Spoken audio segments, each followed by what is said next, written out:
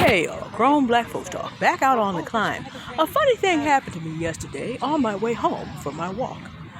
I have been noticing that, well, a couple things happened. This was true, it's been true for a long time. People start seeing spraying colors again, and, things begin to happen, but I've been observing, talking yesterday about basically holding the peace in the face of provocation for reasons of healing. There are a lot of things that we still have to discuss. On this channel, we still will be making a very solid repudiation of certain black men who are suggesting the removal of all 25 million black women and girls. But that day is, again, we're going to discuss it very gently today because I want to talk to you in terms of peaceful behavior, how this is and why this should be so right now. In terms of something that happened to me yesterday, it's continuing to happen to me today. It is a beautiful sunny spring day in San Francisco. The wind is picking up. It is April, but I found a quiet spot, so we're going to find out how long is this wind going to let us be great today. We'll see. And as I was coming home, I did a second video about how bees and yellow jackets and so forth were all kind of around me, getting confused because they thought I looked like some kind of spring flower. One of them actually landed, sat there, gathered herself, and then moved on. I had no feeling of fear, no feeling of concern. I just smiled. Around my house, there are birds landing and making nests, and I don't get upset because they're in the wrong place. I just go speak to them. You know you're in the wrong place, right? You know you're in the wrong place, right? That's all. But see, when God made the world, Genesis 1:26, which says to both of them, be fruitful and multiply and subdue the earth. It wasn't just said to Adam, although men like to pretend, certain men, not all, like to pretend it was just said to Adam. Nope. The command is to subdue the earth, to be stewards of it, to make it suitable for human habitation and for God's will to be done from its natural state, was given to both men and the women. Which means that once you know that, you can step back into your actual power. Something that we don't talk about in Christian circles because as black people, we were conditioned into Christianity in this country as slaves. So by no means are you supposed to even have a clue that the things of the Bible that were cut out of the Bible given to slaves would have informed us that not only are all human beings, Galatians 3:28, equal in the sight of God, but that women are as much entitled to be redeemed and step up to their role of stewardship of all creation, just like the men are. From Genesis 1:26 to Galatians 3:28, with the redemption followed by Christ, caused by Christ in between, the record is clear. I recently hymned up a Hebrew Israelite who's going to come at me with Ecclesiasticus. I said, God doesn't contradict himself. I am the Lord, I change not. So the fact that Genesis blames Adam and 1 Corinthians blames Adam and Ecclesiasticus is there in the middle blaming the woman means we can throw that whole book out. Genesis comes before Ecclesiasticus. So we already know what God said. I am the Lord, I change not, therefore ye sons of Jacob are not consumed. It said in the book of Malachi. So no, take that somewhere else. The record is clear. Women are not second-class citizens. They were never designed to be. They are designed to be equal stewards of the earth. So once you take that on and receive that as true, nature begins to respond to you. And all things in creation begin to respond to you accordingly. And just how deep this goes has to do with the fact that healed men also begin to respond to you. I was seated on my low seat. I did the first video from my high seat. I was on my way down the hill when I did the second video. There is a low seat on the mountain. Now, it's still a considerable mountain. That's a hill. It's still a considerable climb from here. But, it's like the easiest seat you could get to from here. And I was on my way home, but I'm planning to go up to the top. I'm planning to go around the mountain and then up to the top of the mountain sometime the hill again this spring.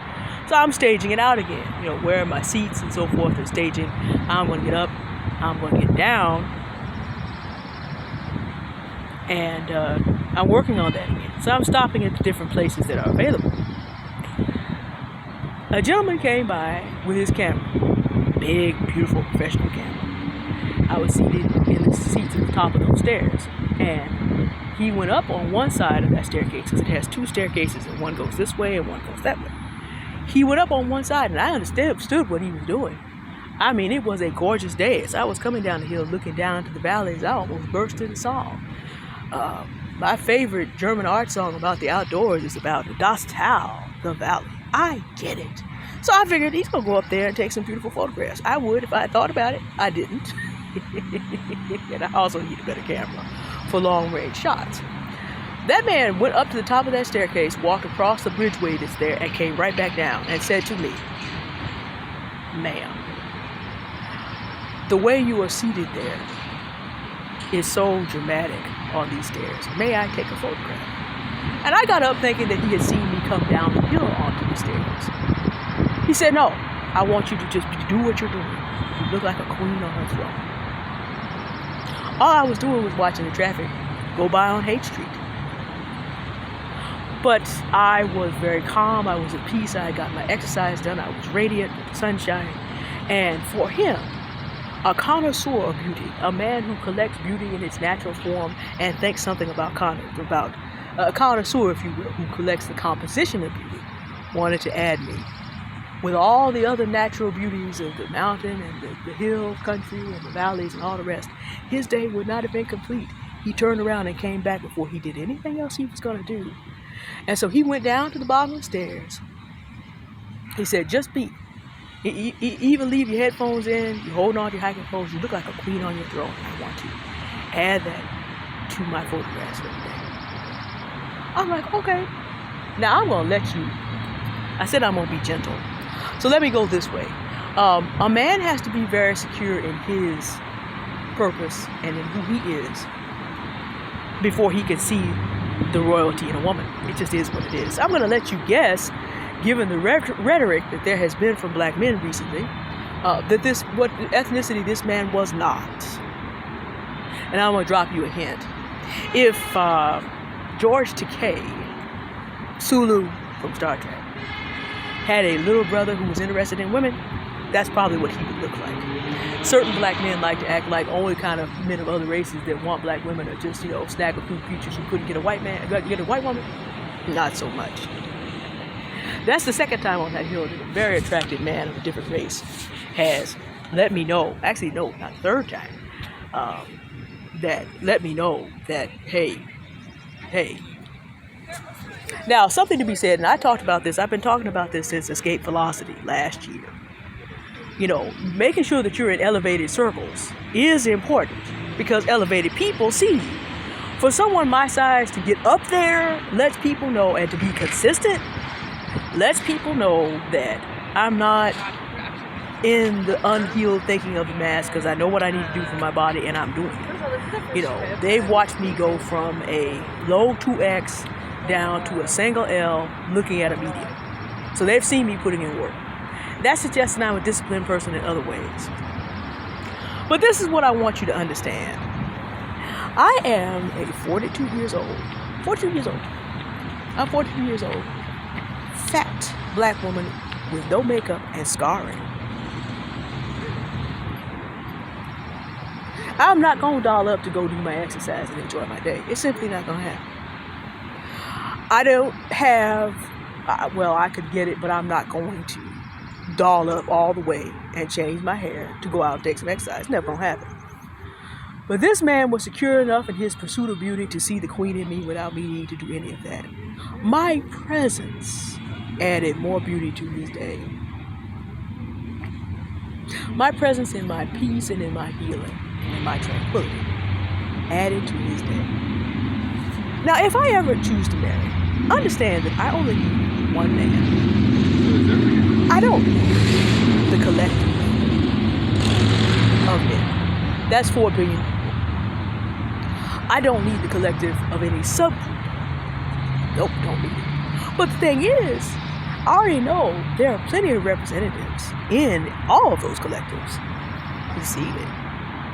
And see, this is the thing. Can I cook, clean, and all that other great stuff? Of course I can. But there's more to a black woman than a slave and an indentured servant.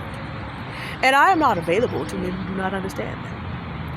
And without having to go around and round in these circular arguments, that is just a decision I have made for myself. It's just not going to happen. You must be healed enough and mature enough and secure enough in yourself to see the queen in me. As a Christian woman who has read enough of the Bible to know, I am from Galatians, from Genesis 1:26 all the way down to Galatians 3:28, all the way down to 1 Peter chapter 2. You are looking at someone who has the role in God's kingdom of a king priest. Make it queen priestess for gendered English. I will not be in the company of people who refuse to see that. I am also here to serve, because the Lord Jesus Christ in his first incarnation was a servant king. He made the entire universe. He made humanity that rejected him, and he still went and served them to the death of the cross. So this doesn't mean that I will not serve and do not think that I should not. In reality, the greater you are, the greater the service that you must do to those around you, because the Lord Jesus himself said, the greatest among you will be your servant. He proved it. This is not to say that I will not serve in detail. Anyone who knows me already knows. But for men who do not see me as more than just the help, not the helpmeet described in Genesis, who was also given co-stewardship of the earth, but the help? No, sorry. I am not a bigot. I would not accept a racist who thought that of me, and I will not accept a man of my own race. And see, here's the thing that's new, y'all. And this is why certain black men are very concerned about eliminating all 25 million black women and girls. Because what's going to end up happening is, if a white man, a Latino man, Pacific Islander man, and an Asian man could all look at a woman like me and see the queenship in me, what's going to end up happening is all those men are going to turn around and look at black men and be like, what's wrong with you? We see it. We see it even in one that's 42, fat, with scars on her face. I could not get my photo collection done today unless I added her. I didn't need her to cook. I didn't need her to clean. I didn't need to kiss up to me. I just needed her to be. And look at her domain. Watch the cars go by. And let me get some shots before my photo day is completed. As a connoisseur of beauty. So all of the collective of those men is going to be turning around and basically saying, okay, you know what it could be? You are who certain of our ancestors said you were.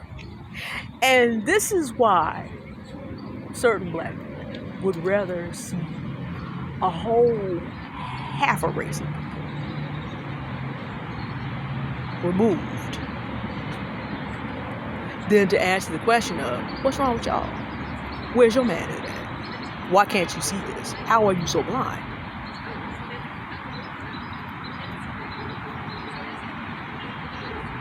I'm actually in Golden Gate Park today, enjoying myself. And I've got some more walking to do. But I thought that that was important to share in light of what has occurred. And like I said, I'm taking a gentler attack. I'm threading the needle. I've been careful about what I said. But, confidence with love reminded me of something.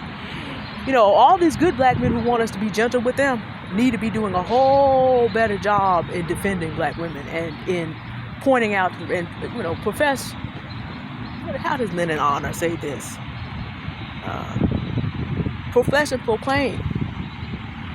They have to do a whole lot better job before they can get a pass. They got to do a whole lot better job. It just is what it is before they get a pass and get all that respect and honor that they want. The other thing I should also say in passing, a man has to find his proper throne for himself. His mother can't do that. If his father did not bother to stay around and leave him one, then he has to go on a quest.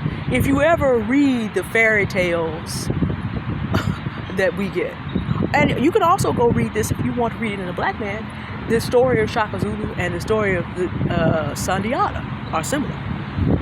If your father cannot leave you anything, then what you have to do is go find it. But since everyone is set up for their stewardship, there is something available.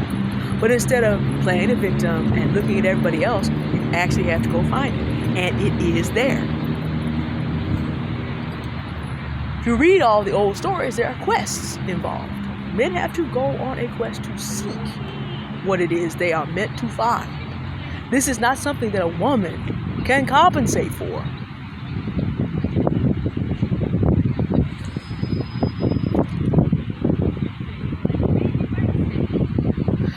And men who are not finishing and seeking to build, to grow, and to find their place, therefore cannot make any room for a woman who is just more advanced in that area than he is.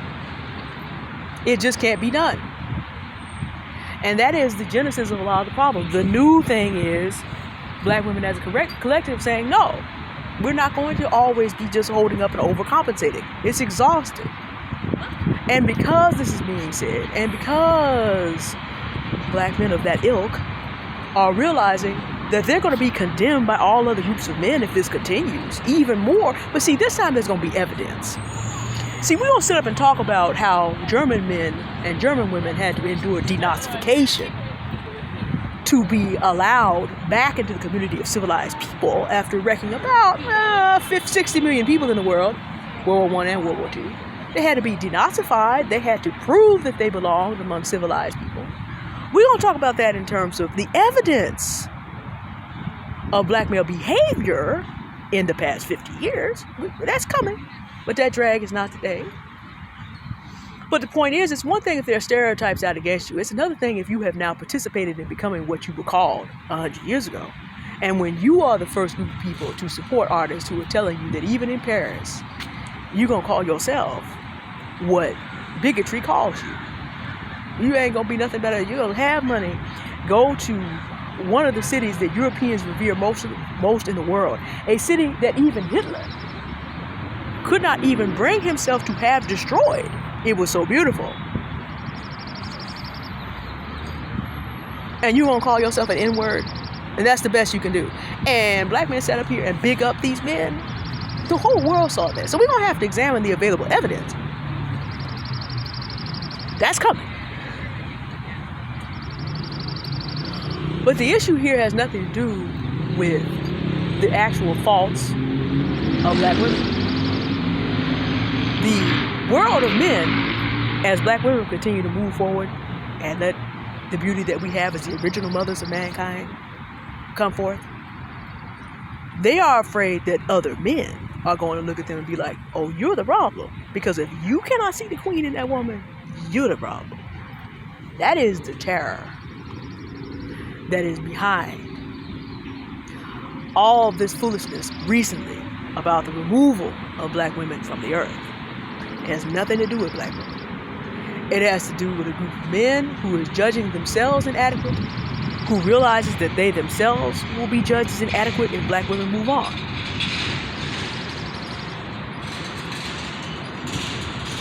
But we're not. Because a connoisseur of beauty even looked at one of us who is fourth wall and saw a queen. And of course, scripture being what it is, any man who doesn't, that's his problem. It's not God's problem. It's not the problem of other races of men. It's not the problem of healed black men, for that matter. It's the problem of men that won't heal, refuse to seek knowledge, will not use the available roadmaps. My father found in all the different churches that there were, there's maybe a Bible lying around somewhere. But we've had that roadmap completed since about AD 328. Dr. Ben Yohanan, for those of you who are more interested in going by a purely African route, has been talking about, has exposed us to ancient African belief about balance and how the feminine principle is as important as the masculine principle for a century. Roadmaps exist. Now, I can't recommend the second one fully because I am a Christian. But I'm just saying it exists. But you have to be willing to seek your place in the world, and then that will allow you to be able to see a woman like me in communion with all of nature, and communion with creation, with whom you can live in peace in that creation. And men who choose to accept this quest will have no difficulty finding a woman that can go with them on the quest. Men who refuse it will find themselves ostracized and put out of the company of civilized men. If a German man could not avoid that, I don't think black men are going to either. It's unfortunate. And The good black men are always talking about, well, what about us? I mean, we didn't do any of this. We don't deserve. No. We're going to do that video. If you are not about the business of showing to black women and others, and I'm not talking about the respectable Negro. I'm talking about be a good steward of what is yours to be a good steward of.